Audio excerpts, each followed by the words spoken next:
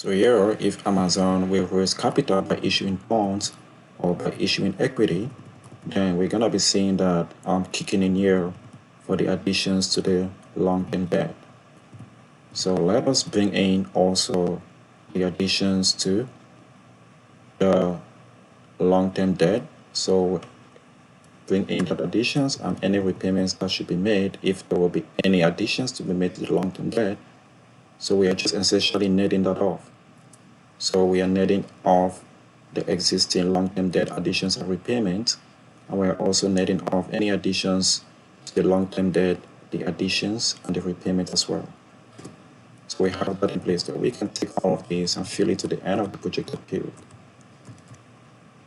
So this is gonna later on kick in our cash flow statement where we will be filling in later on the total proceeds and repayments from long-term debt, where we just link in one cell rather than linking so many cells at the same time. So we have a setup in place there.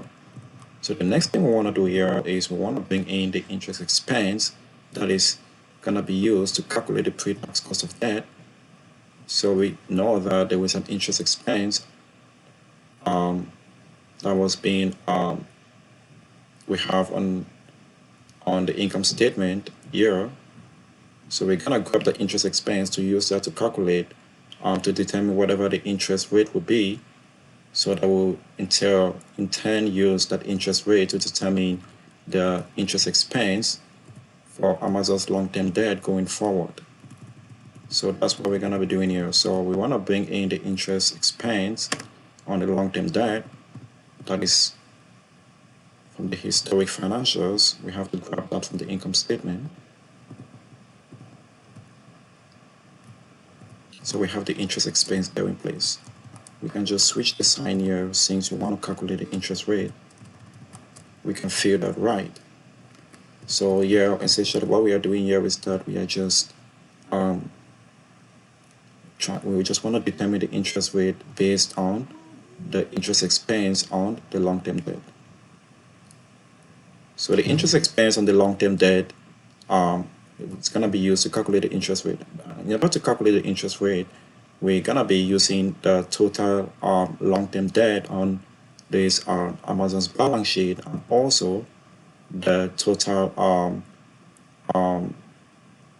the closing balance of the finance lease liabilities for the historic period.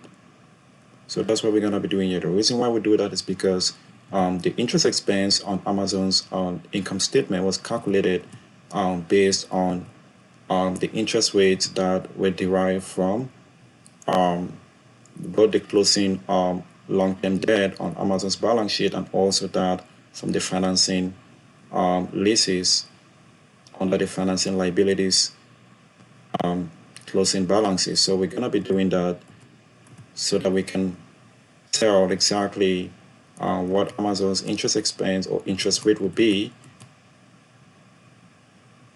for the projected period. So let us bring in that. So it's going to be equal to, we're going to take the interest expense divided by the average of, we take the total long-term debt on Amazon's balance sheet. So we grab this, the total long-term debt. Make sure that we grab that. And then we have to include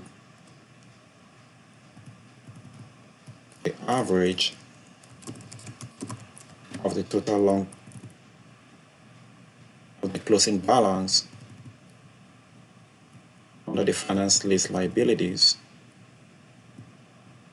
So we take the average of that, not including the current portion of the long-term debt. So that's our assumption here. So we just take that, the average of the ending balance of the long-term finance lease liabilities. However, we are not including the current portion of the finance leases. So we just take that and make sure that we close that 2 times. We'll press enter. So we have here our estimate of what the interest rate of the long-term debt will be. So we can fill this right to the end of the historic period. So having that set up, we can go to the control panel tab. I'll make sure that we grab the average of that interest rate on the long-term debt. So as you can see here, we have approximately 2.3% of what the interest rate on the long-term debt on both finance lease liabilities and Amazon's long-term debt will be. So let us now go back to our financial statement, and now let us calculate the interest expense on the long-term debt, so that by the time we are filling in the financial statements, we will have already the interest expense on the long-term debt to account for. So let us calculate the interest expense on Amazon's long-term debt for the forecast period from the year 2021 up to the year 2031. So in order to do that, again, we'll just be equal to,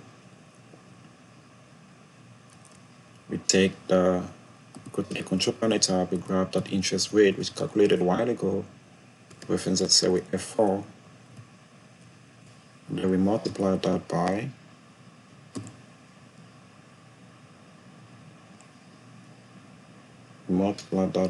the average